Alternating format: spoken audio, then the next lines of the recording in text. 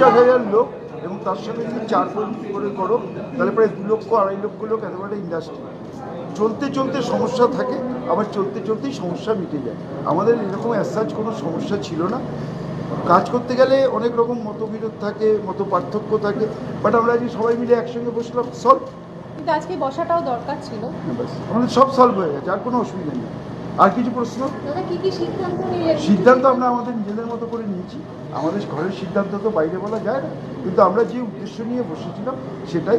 আমরা সবাই চাই যে যেভাবে বাংলা ভাষাকে নিয়ে আজকে বাংলা ভাষাকে গলা টিপে মারার একটা চেষ্টা হচ্ছে, আমাদের মাননীয় মুখ্যমন্ত্রী আর একটা ভাষা আন্দোলন চালু করেছেন সর্বত্র।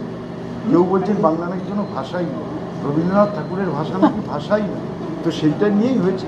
আমরা সবাই বাংলা ভাষাকে যাতে আরও বেশি করে বাংলা সিনেমা তৈরি হয়, বাংলা সিনেমা যাতে দর্শকরা দেখতে পান, তার যে নিয়ে আলোচনা সেটা করেছি, সেটা খুব ফলপ্রসূ।